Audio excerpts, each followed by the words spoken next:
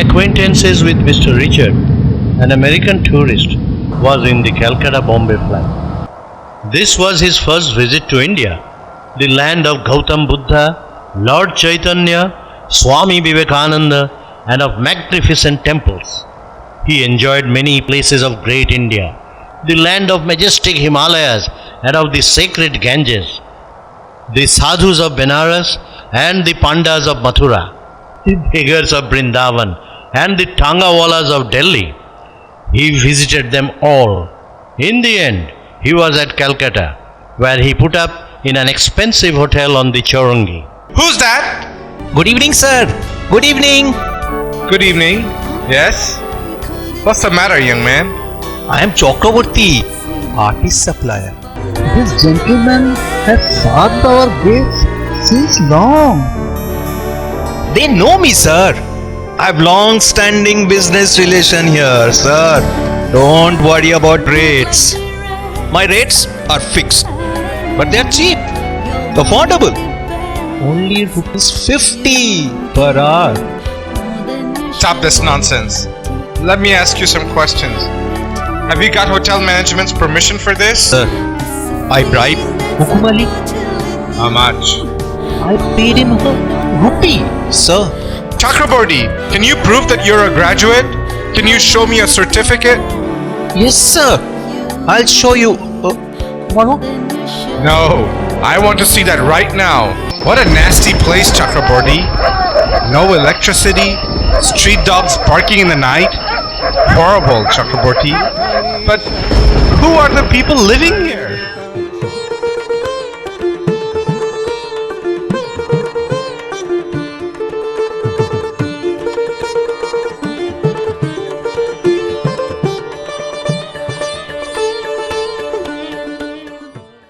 Sir, mostly they are refugees like us. They got uprooted from their homeland in East Bengal and came helplessly to get settled here during partition. Very unfortunate, sir. We are all victims. Partition of Bengal. I see. Very sad. Anyway, Chakraborty, please hurry up. It's already 1:30. A request, sir. What's that? Before I left home in the morning, I promised my mother to bring a doctor for my ailing wife, sir. You kindly permit, I will tell her you are the doctor. Okay, no problem. Let's go. Another request, sir. Please don't tell that I am an artist supplier. They know me as an LIC agent. Okay, don't worry. Let's hurry up. Why stop? This is my house. Please come. Mother! Open the door. Who? My boy? Come. Could you not come earlier? Your wife just slept a while ago, son. What delayed you to work, mother? Come in, sir. I've brought the doctor. Mother? Why did you get an European doctor, son? The local doctor is good enough. Let that be, mother. Doctor Sahib, please be inside.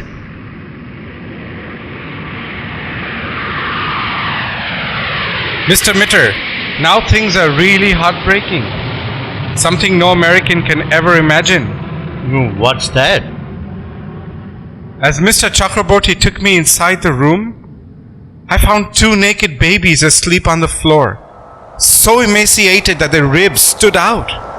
His wife, she was on a wooden bed, 2 half-closed eyes and a sickly, bloodless face.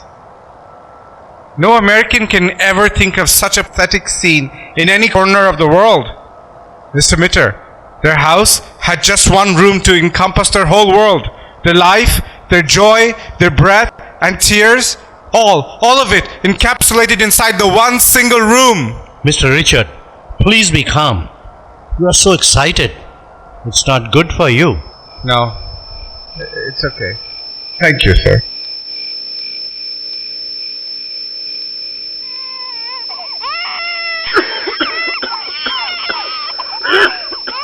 Mother, can I get the key of the steel trunk? Okay, here it is. I got it, sir. Here is the certificate. Mr. Mitra, I was so emotionally drained that I couldn't look at the certificate. Before me lay stretched a female body whose only skin barely covered the bones. No signs of life and health in her bloodless body, lying twisted in pains. Mr. Mitra, it seemed that the body was not of Chakraborty's wife or of a TB patient, but a very sad, ugly question mark. It taunts and challenges the so-called modern civilization of the 20th century. Too overwhelmed, I remained speechless in the center of the room. What an ordeal, Mr. Richard. Anyway, please hurry up. Not much of the journey is left, I think. Yes. Well, then listen, what happened next? Not much is left, but be ready for more tragic shocks. Mr. Mitra, as I stood perplexed at Chakraborty's place, the babies started crying one after another out of hunger. Chakraborty's mother trying in vain to lull them.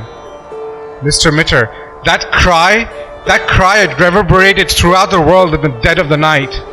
I stood petrified there, momentarily forgetting myself as an American, a foreign tourist on a spot too insignificant to be included in the guidebook.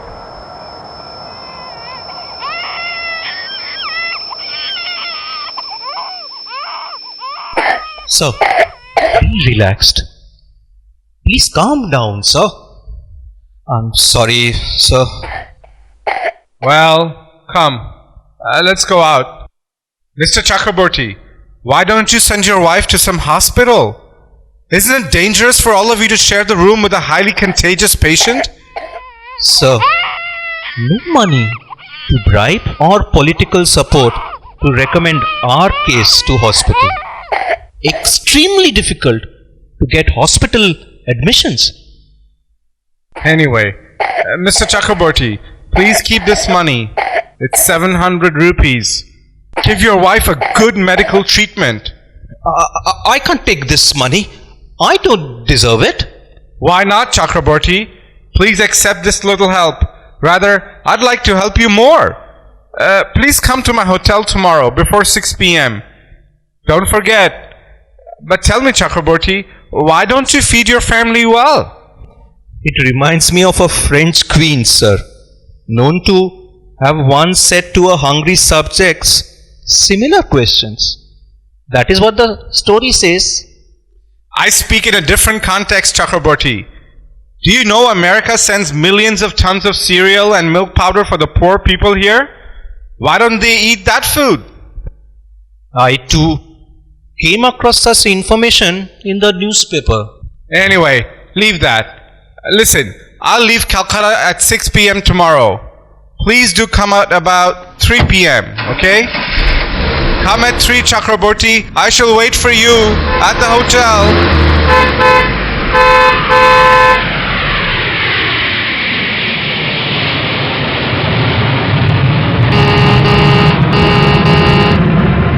Yes, sir. How can I help you, sir? Yeah, hi. Can I get a Coke and a sandwich, please? Yes, I bring your snacks. Indeed, Mr. Richard, you had a very, very tragic experience. Mr. Mitra, wait, please. Let me come to the climax. I returned to the hotel quite late, about 2:30. I slept till late in the morning and did not go out. I cancelled all my sightseeing programs. The Hooghly River, the Victoria Memorial, the lake, the race course, the Gandhi Ghat, they all remained unseen. The Calcutta I saw last night, it had taken away all their attraction. I stood on the hotel terrace to get some glimpse of Calcutta, the governor's house, the Fort William, the Plassey Gate, beyond the sweep of the spacious Maidan. But Mr. Mitra, my mind was all the time heavy with last night's thoughts of Chakraborty's family. They were haunting me all the time, like nightmares. Anyway, I took lunch and I was taking rest in the room. At length it was 3 o'clock. I checked. I had 500 rupees ready for Chakraborty. Time went on and I couldn't wait anymore as the airport bus would come at any moment. Just then, at about 3:30, Hukumali brought a letter. Sir, a Bengali Babu left this letter at our reception. Strange. Very interesting. Then, A sealed envelope. Strange. On opening came out the 7 100 rupee notes and a letter from Chakraborty. a letter from Chakravarti? He didn't come. What happened? You'll know from his letter. It reads, Dear Sir, I am sending herewith per messenger the 700 rupees you kindly gave me. I apologize for my inability to meet you at 3 o'clock. Because my wife breathed her last at the tail end of last night. Thanks and regards. Yours, Mr. Chakraborty. Oh, very sad. Very sad indeed. Yes, Mr. Mitra. Well, now I'm on my journey back to America. But I must tell you, this is wrong. It's criminal. It's inhuman. It's grossly unjust. It shouldn't have happened. It shouldn't have happened. Relax, relax. Please don't get so excited, Mr. Richard. Sir, I appreciate your feelings for Mr. Chakravarti's misfortunes. But Mr. Richard, is it not really ridiculous to worry about country's problems while flying at a height of 16,000 feet? Is it not a crime to show mock sympathy for the poor and the oppressed over sumptuous dinners and drinks on the flight? But Mr. Mitra, I want to know one thing. What's that? We send millions of tons of food grains and milk powder for the poor people in India. Why don't the poor get them? Who takes that food stuff? Who? Yes, yes. But all these can't be discussed here. But I am surprised how a night's exposure to the suffering of a family has upset you so much. Here I must admit, Mr. Richard, that we are really callous people to witness shamelessly such sufferings every day. Maybe we are used to it. Yes, Mr. Mitra. We shall be landing in Bombay soon. Goodbye, and thank you for your patient hearing. My one day's visit of Calcutta and friendly discussions with you have helped me to know the real India. It has changed my ideas about India, Mr. Mitra. Look, just look through your window. The diamond garlands of Bombay airport lights greet the eyes. But you know, but this is not the real India. But this is not the real India. But this is not the real Ladies and gentlemen, we are about to land at Santa Cruz Airport, Bombay. You are requested to please fasten your seat belts and put your seat in an upright position. Thank you for flying with us today, and we look forward to seeing you again. Thank you.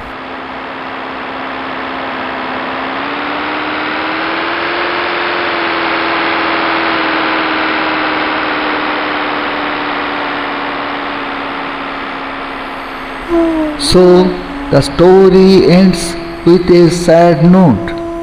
The American tourist Mr. Richard got convinced through his tragic experience in Calcutta that the picture of real India is quite different. It is not merely the land of Gautam Buddha, Lord Chaitanya, Swami Vivekananda, Mahatma Gandhi, and the magnificent temples and bright scenic touring spots. Behind the glories of shining India lies vast multitudes of suffering humanity, tormented by abject poverty and pangs of hunger. Really a pathetic picture of Indian society, rarely known to the people of America and of other developed countries.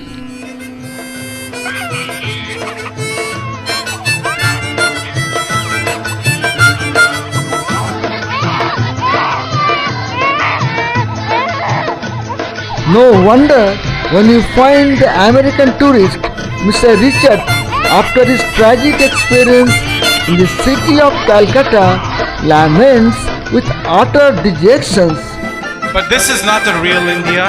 But this is not the real India.